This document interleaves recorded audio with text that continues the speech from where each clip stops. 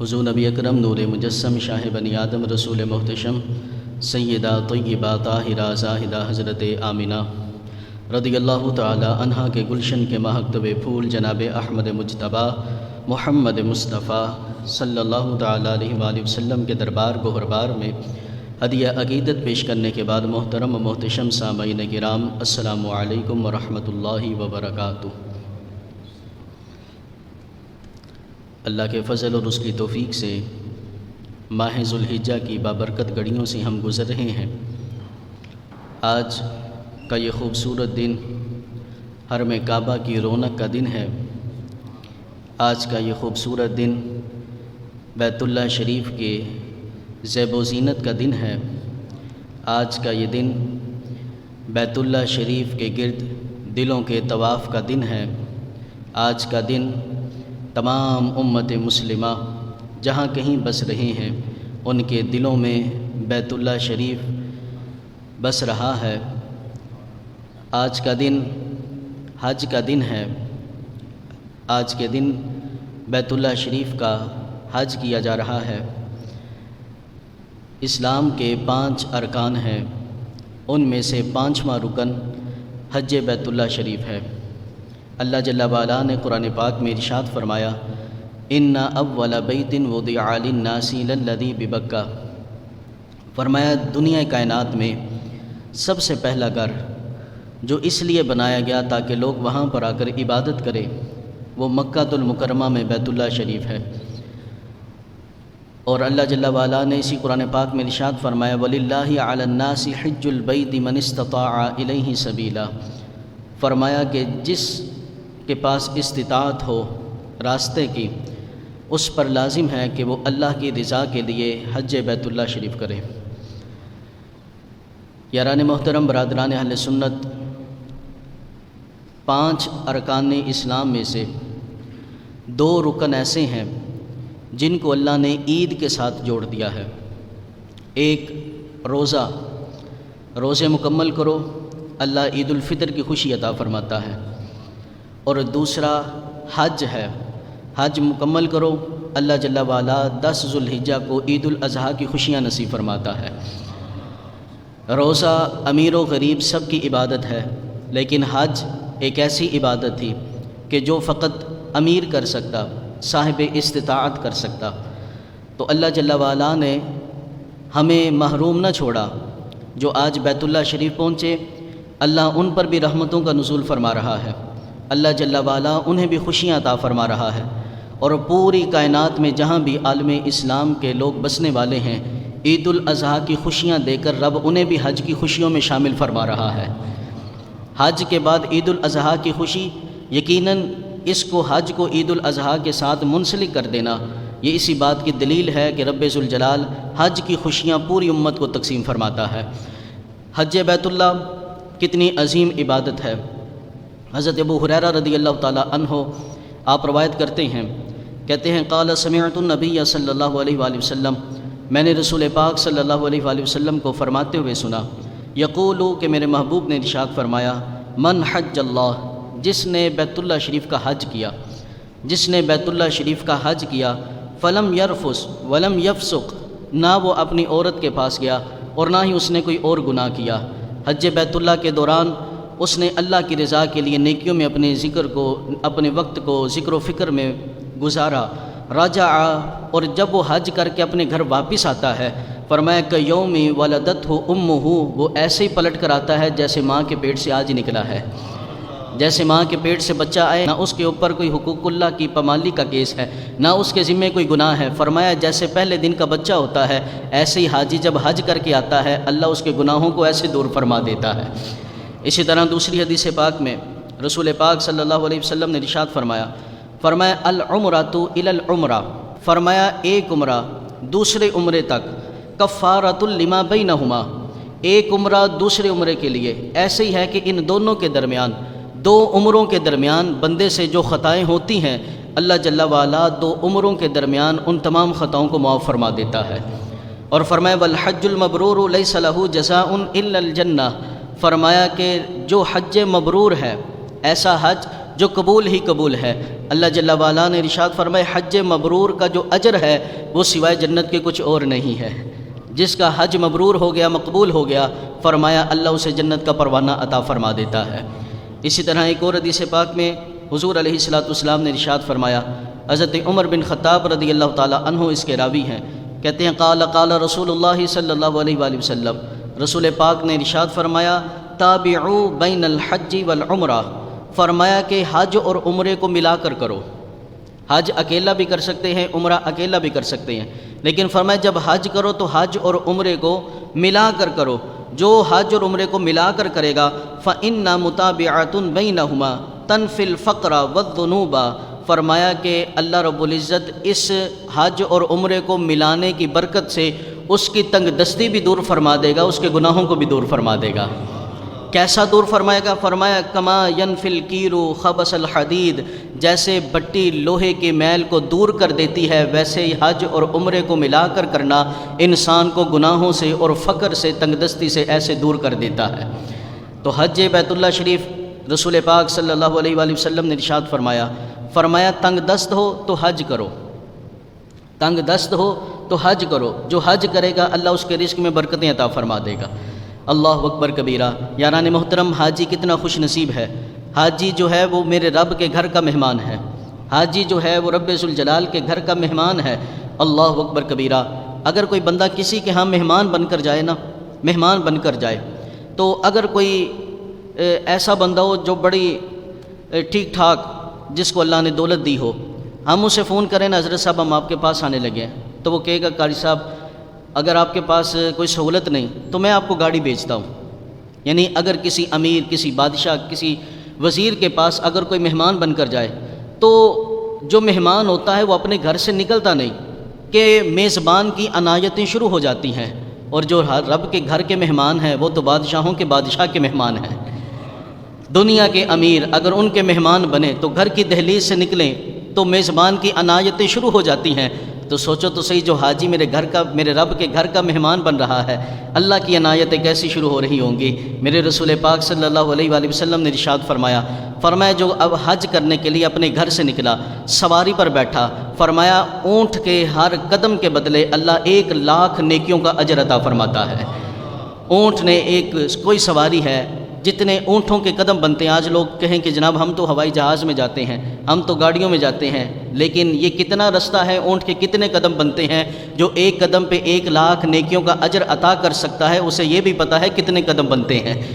ہر قدم کے بدلے 1,00,000 نیکیوں کا اجر عطا فرماتا ہے۔ اور فرمایا جو مکے میں پہنچے اور مکے میں پہنچ کر پیدل حج بیت اللہ کرے، پیدل مینا جائے، مزدلفہ جائے، عرفات جائے، طواف زیارہ کرے، صفا مروہ، جو پیدل حج کرے مکۃ المکرمہ سے، میرے مصطفیٰ کریم علیہ الصلوۃ والسلام نے فرمایا ہر قدم کے بدلے اللہ اسے 1 کروڑ نیکیوں کا اجر عطا فرماتا ہے۔ اللہ اکبر کبیرہ۔ یارو میرے رب کی عنایتیں کیسی ہیں، ہم تو مائل بکرم ہیں کوئی سائل ہی نہیں، راہ دکھلائیں کسے کوئی راہ رب منزل ہی نہیں، رحمت دادر یا الہی ہر دم بغدئی تیرا، جے ایک قطرہ بخشے مینوں کم بن جاندے میرا۔ اللہ کبھی ہماری زندگی میں بھی یہ قدم رکھ دے کہ ہم پیدل حج بیت اللہ کے لیے نکلیں۔ اور اسی طرح جو حاجی ہوتا ہے، اللہ کریم اس پر کیسی رحمتیں اور عنایتیں نصیب فرماتا ہے۔ رسول پاک صلی اللہ علیہ وآلہ وسلم نے ارشاد فرمایا جو حاجی ہے، حج بیت اللہ شریف کرنے والا، فرمایا وہ اپنے خاندان کے 400 افراد کی شفاعت کرے گا۔ 400 افراد، اپنے خاندان کے 400 افراد کہ جن پہ جہنم، جس بچے نے قرآن پاک حفظ کیا، بعض روایات میں 7 کی تعداد ملتی ہے، بعض میں 10 کی تعداد ملتی ہے، لیکن فرمایا جو رب کے گھر کو حفظ کر لیتا ہے، جو حج بیت اللہ شریف کر لیتا ہے، اللہ جل وعلا اسے یہ شان عطا فرمائے گا کہ کل قیامت کے دن وہ اپنے خاندان کے 400 افراد کو جنت میں ساتھ لے کر جائے گا۔ اسی طرح رسول پاک صلی اللہ علیہ وسلم نے ارشاد فرمایا جو مقام ابراہیم پر آ کر 2 رکعت نفل پڑھے گا، میرے رسول پاک صلی اللہ علیہ وسلم نے ارشاد فرمایا آل ابراہیم میں سے کسی غلام کو آزاد کرنے کا اللہ اجر عطا فرمائے گا۔ فرمایا ایسا غلام جو آل ابراہیم میں سے ہو اور کسی کے پاس غلام بن گیا، فرمایا ایک پیغمبر کی اولاد کو غلامی سے نجات دینے کا جو اجر ملتا ہے، اللہ وہ مقام ابراہیم پہ 2 رکعت نفل پڑھنے والے کو اجر عطا فرماتا ہے۔ اور اسی طرح رسول پاک صلی اللہ علیہ وسلم نے ارشاد فرمایا مینا کے خیمے میں بیٹھ کر جو دعا کی جائے، جو دعا کرتا ہے اپنے گھر کو چھوڑ کر، اپنی سہولیات کو چھوڑ کر، اپنی پکی عمارتوں کو چھوڑ کر، اپنے محل کو چھوڑ کر، جو ایک خیمے میں جا بیٹھا، بے سیر و سما جا بیٹھا، فرمایا کہ وہاں جا کر وہ جو دعا کرتا ہے فرشتے اس کی دعا پر بھی آمین کہتے ہیں۔ اور فرمایا عرفات کے میدان میں، جب عرفات کے میدان میں حاجی پہنچتے ہیں، لوگوں کا جمع غفیر، اب سب وہاں پہ جلوہ افروز ہیں، اللہ جل وعلا اپنے فرشتوں کو اکٹھا فرماتا ہے اور رب ذوالجلال ان سے ارشاد فرماتا ہے کہ اے لوگو، اے فرشتوں، آج مجھے بتاؤ تو صحیح، یہ عرفات کے میدان میں سارے کس کے لیے آئے ہیں؟ سب کہتے ہیں مالک تیرے حکم پر آئے ہیں، مالک حج بیت اللہ شریف کے لیے آئے ہیں۔ اللہ رب العزت ارشاد فرماتے فرشتوں، ان کی تو قوم بھی الگ الگ ہے، آج یہ سارے ایک جیسے کیوں ہیں؟ کہا تیرے رسول کی تبلیغ کی وجہ سے ہے۔ یار اے میرے فرشتوں بتاؤ، ان کی تو زبانیں بھی الگ الگ ہیں، کوئی انگلش بولتا ہے، کوئی عربی بولتا ہے، کوئی اردو بولتا ہے، کوئی فارسی بولتا ہے، لیکن آج تو سب کی زبان ایک ہی ہے، لبیک اللہم لبیک لبیک لا شریک لک لبیک ان الحمد والنعمت لک والملک لا شریک لک۔ آج تو سب کی زبان ایک ہے، آج تو سب کی برادری ایک ہے، آج تو کسی کی قوم کا کوئی مسئلہ نہیں، آج تو کسی کے لباس کا کوئی مسئلہ نہیں۔ اے فرشتوں بتاؤ تو صحیح، آج ان کی زبانیں ایک ہیں، آج ان کے لباس ایک ہیں، آج ان کی برادری ایک ہے، آج ان کی صف ایک ہے، آج کوئی سیٹھ نہیں، آج کوئی غریب نہیں، جو جس بھی صف میں کھڑا ہے وہ کھڑا ہے، غریب آگے ہے، امیر پیچھے ہے، بتاؤ یہ سب کیا ہے؟ تو فرشتے کہتے ہیں مالک یہ تیرے رسول کی تبلیغ کا اثر ہے، تیرے رسول نے تبلیغ ایسی کی کہ ساری قوم کو اکٹھا کر کے رکھ دیا، تیرے رسول نے تبلیغ ایسی کی سب کی زبانوں کی پہچانوں کو ختم کر کے رکھ دیا، قوم برادریوں کی پہچان کو ختم کر کے رکھ دیا۔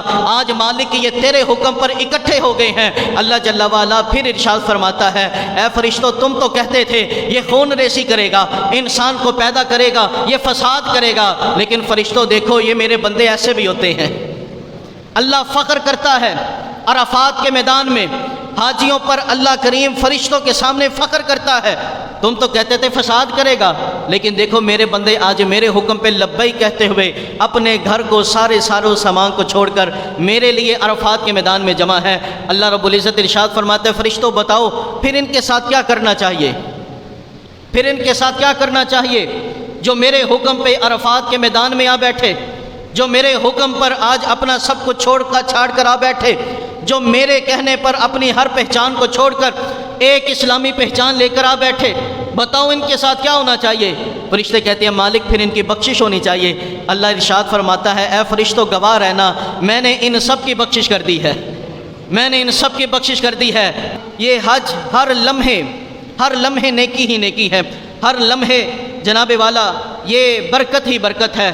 لیکن یہاں پہ دیکھو رسول پاک صلی اللہ علیہ وسلم، میرے آقا جب حج کرنے گئے، میرے آقا کریم علیہ السلام حج کرنے گئے، ان ابی ہریرہ رضی اللہ تعالیٰ عنہ، حضرت ابو ہریرہ رضی اللہ تعالیٰ عنہ روایت کرتے ہیں قال خطبنا رسول اللہ صلی اللہ علیہ وسلم، ہمارے رسول پاک صلی اللہ علیہ وسلم نے حج کا خطبہ ارشاد فرمایا۔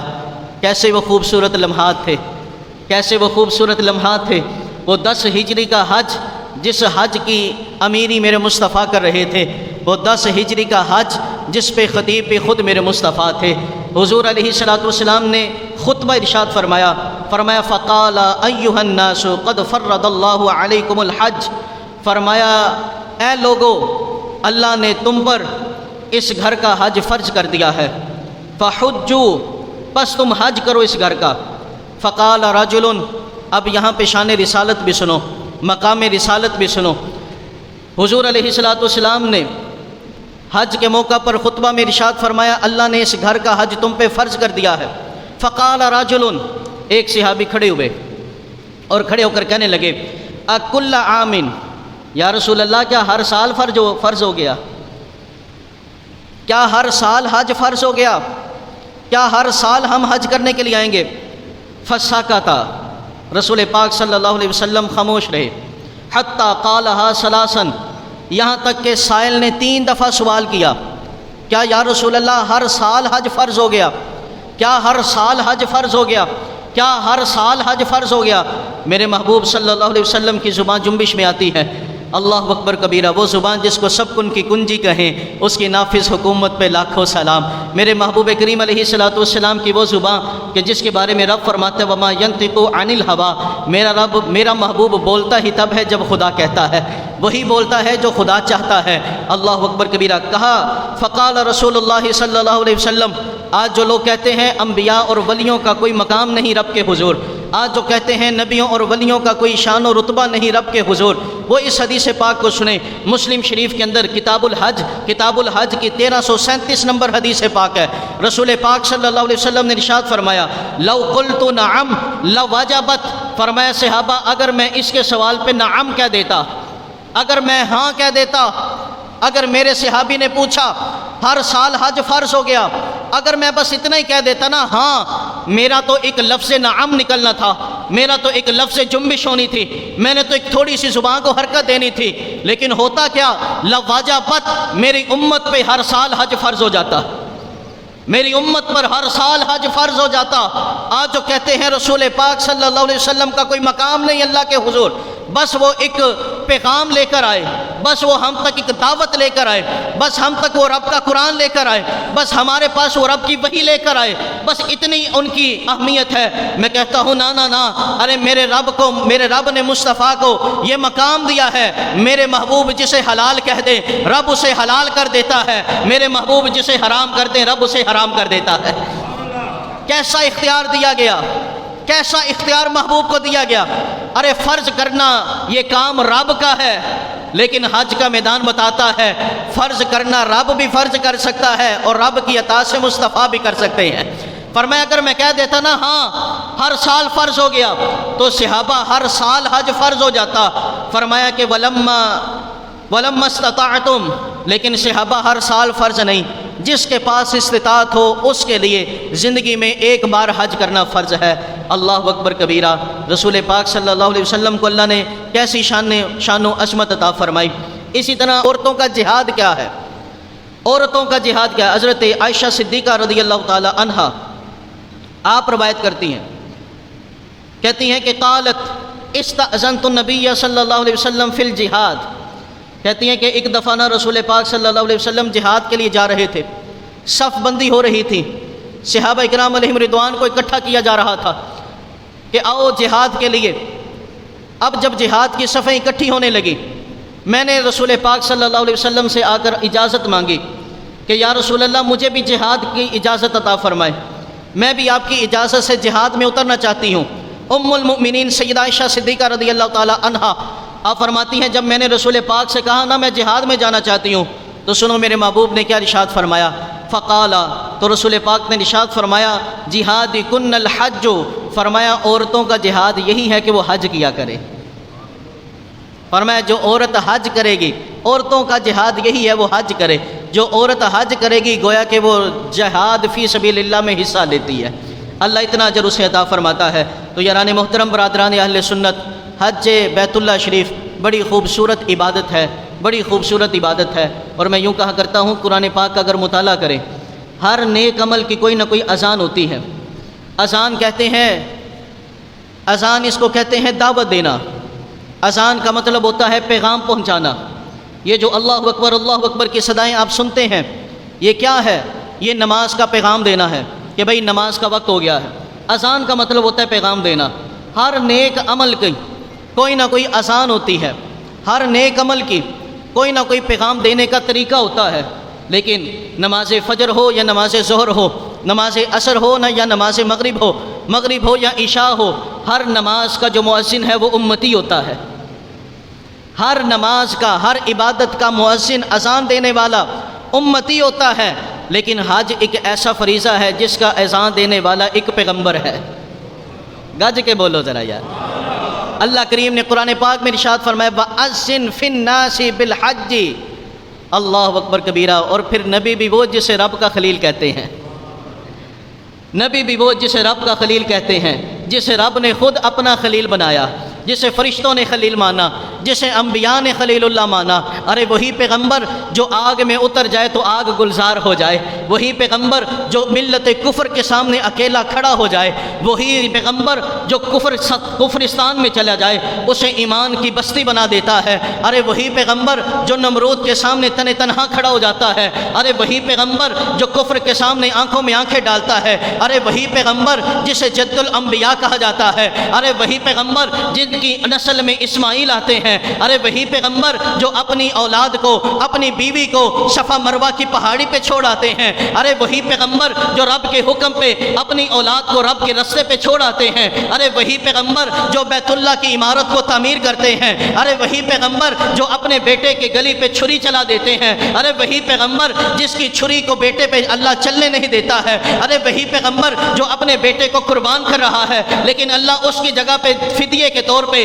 ایک دمبا بیچ رہا ہے، ارے وہی پیغمبر جسے ابراہیم کہا جاتا ہے، جسے خلیل اللہ کہا جاتا ہے، ارے جسے جد الانبیاء کہا جاتا ہے، جس کی نسل میں اسماعیل آتے ہیں اور اسماعیل کی نسل سے محمد مصطفیٰ آتے ہیں، ارے وہ عظیم پیغمبر اللہ جل وعلا نے ارشاد فرمایا، ایک روایت کے مطابق مقام ابراہیم پہ کہا گیا، ایک روایت کے مطابق جبل ابی قبیس پہ کہا گیا، اے ابراہیم پہاڑ پہ چڑھ جا اور چڑھ کے اذان دے، آواز دے، وَأَذِّن فِي النَّاسِ بِالْحَجِّ، ارے لوگوں کو آواز دے کہ اس گھر کا حج کریں، اس گھر کا حج کریں۔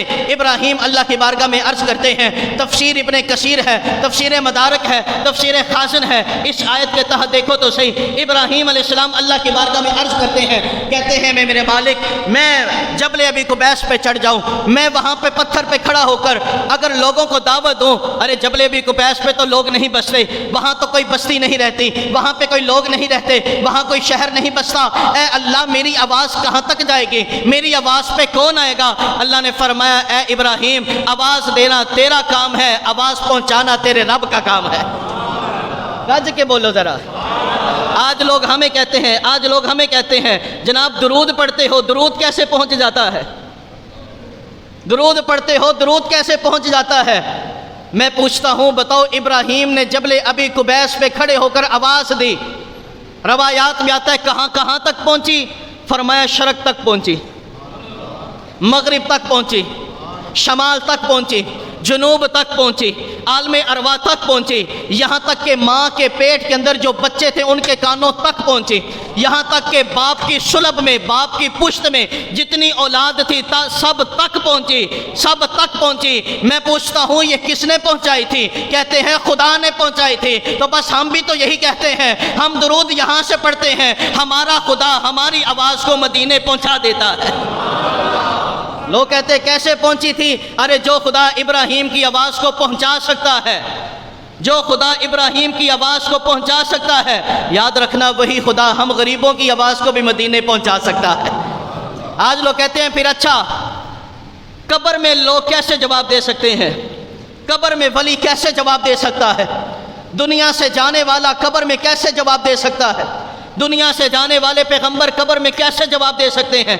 میں پوچھنا چاہتا ہوں، عالم ارواح میں جن تک آواز پہنچی تھی وہ تو ابھی دنیا میں آئے بھی نہیں تھے، وہ تو ابھی تک دنیا میں آئے نہیں تھے، جو ماں کے پیٹ میں تھے وہ تو ابھی تک دنیا میں خارج ہوئے نہیں تھے، جو باپ کی پشتوں میں تھے وہ تو ابھی تک دنیا میں نمودار ہوئے بھی نہیں تھے، لیکن روایت میں آتا ہے عالم ارواح کی سب روحوں نے اور ماں کے رحموں میں تمام بچوں نے، یہ اس وقت جب ابراہیم نے کہا نا اس گھر کا حج کرو تو سب روحوں نے کہا تھا لبیک اللہم لبیک، لبیک اللہم لبیک، اے اللہ ہم حاضر ہیں، اے اللہ ہم حاضر ہیں۔ تو بس میں کہنا چاہتا ہوں یاران محبت، اگر دنیا میں آنے سے پہلے اگر رب چاہے تو روحوں کو جواب دینے کی طاقت عطا فرما سکتا ہے، تو یاد رکھنا جو روحیں دنیا سے چلی جائیں رب انہیں بھی طاقت عطا فرما سکتا ہے۔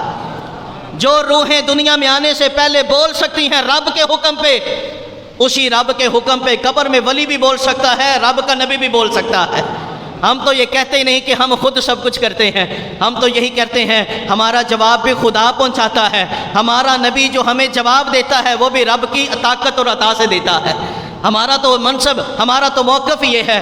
حضرت ابراہیم علیہ السلام نے بیت اللہ شریف کی اذان دی اور دیکھو جو جو ابراہیم جو ایک پیغمبر کی آواز پہ لبیک کہتا ہے، جو ایک پیغمبر کی آواز پہ لبیک کہتا ہے، روایت میں آتا ہے کہ جس نے جتنی بار کہا تھا، جس نے جتنی بار کہا تھا، جس نے ایک بار کہا تھا لبیک اللہم لبیک، وہ ایک بار حج کرے گا۔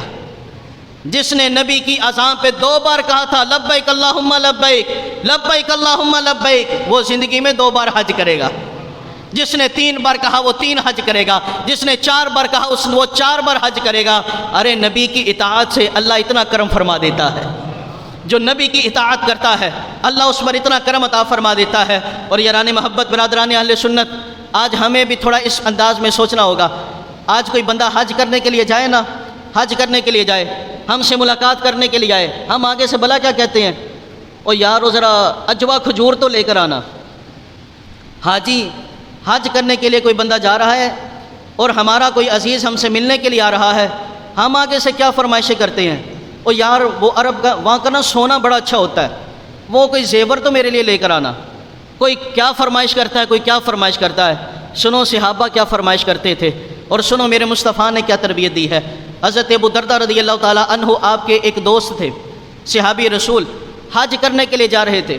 مدینہ الرسول اپنے گھر سے باہر نکلے، انہوں نے سوچا کہ ابو دردہ مجھ سے زیادہ رسول پاک کی صحبت میں رہے اور مجھ سے زیادہ حضور کی تعلیم حاصل کی، تو کیوں نہ میں ابو دردہ میرا بڑا گہری دوست بھی ہے، ہماری دوستی ہے، لہٰذا میں جا کر ملاقات کروں۔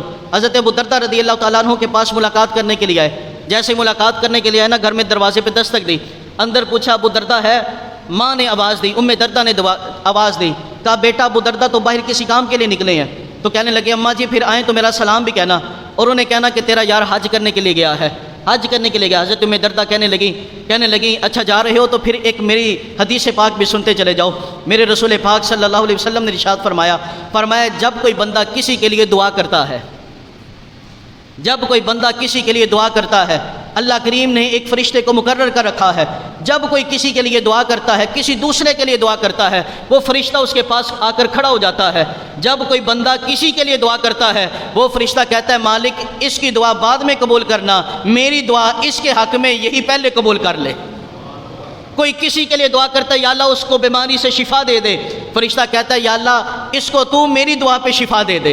کوئی کہتا ہے یا اللہ اس کے کاروبار میں برکت دے دے، فرشتہ کھڑا ہو جاتا ہے اور کہتا ہے مالک یہ اپنے یار کے لیے مانگ رہا ہے، میں اس کے لیے مانگ رہا ہوں۔ دردہ کہنے لگی اے صحابی رسول، جب حرم کعبہ میں پہنچو تو اس مائی کو بھی دعاؤں میں یاد رکھنا، اس مائی کو بھی دعاؤں میں یاد رکھنا۔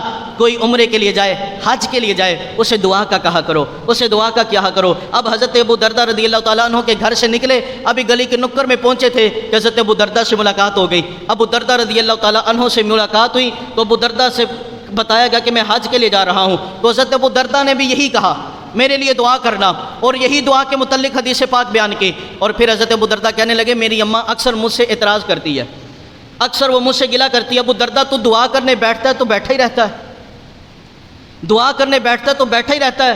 کہنے لگے بات یہ ہے کہ یار مجھے جب کسی چیز کی ضرورت ہوتی ہے نا، میرے 340 یار ہیں، میرے 340 یار ہیں، جب مجھے کسی چیز کی ضرورت ہوتی ہے نا، میں ایک ایک کا نام لے کر وہی چیز اس کے لیے مانگتا ہوں، وہی اس کے لیے مانگتا ہوں، کا صبح ہوتی ہے اللہ وہ چیز مجھے عطا فرما دیتا ہے۔ تو بھائی یہ عبادات ہمیں اس بات کی دعوت دیتی ہیں کہ آپس میں ایک دوسرے کے ساتھ ہم بھلائی کریں۔ حج بیت اللہ ہمیں یہ پیغام دے رہا ہے بھائی ساری قوموں کی پہچان کو چھوڑو، اپنی برادریوں کی پہچانوں کو چھوڑو، سب ملت اسلامیہ بن کے رہو، سب ملت اسلامیہ۔ ایک لباس ہے آج حرم کے اندر، ایک زبان ہے آج سب کی، ایک ہی سب صف میں کھڑے ہوئے ہیں، ایک ہی میدان ہے، سب وہاں پہ جلوہ افروز ہیں۔ تو یاران محبت، حج ہو یا نماز ہو، روزہ ہو یا زکوٰۃ ہو، ہمیں بھلائی کا حکم دیتی ہے، ہمیں چاہیے ہم بھلائی کریں۔ یوم عرفہ، کل کا دن ہمارے لیے یوم عرفہ ہے، جو آج عرب میں ہیں ان کے لیے آج کا دن یوم عرفہ، ہمارے لیے یوم عرفہ کل کا دن 9 ذی الحجہ کا دن۔ یہ وہ دن ہے کہ جس دن کے بارے میں رسول پاک صلی اللہ علیہ وسلم نے ارشاد فرمایا کہ یوم عرفہ کے دن سے کے علاوہ اللہ جل وعلا کسی دن میں بھی اتنے زیادہ جہنمیوں کو جہنم سے آزاد نہیں کرتا جتنا یوم عرفہ 9 ذی الحجہ کے دن میں جہنمیوں کو جہنم سے آزاد کرتا ہے۔ تو یوم عرفہ کا دن یہ ذکر و فکر کا دن ہے، بالخصوص رسول پاک صلی اللہ علیہ وسلم نے ارشاد فرمایا جو 9 ذی الحجہ کا روزہ رکھے اسے گزشتہ اور آئندہ 2 سالوں کے روزے رکھنے کا اللہ اجر عطا فرماتا ہے۔ تو 9 ذی الحجہ یہ ذکر و فکر کا دن ہے، اس دن زیادہ سے زیادہ عبادت کریں، ریاضت کریں، روزے رکھیں، اللہ جل وعلا کی بارگاہ میں دعائیں کریں، استغفار کریں، اللہ جل وعلا ہمیں ان دنوں کی برکتیں عطا فرمائے۔ وما علینا الا البلاغ المبین۔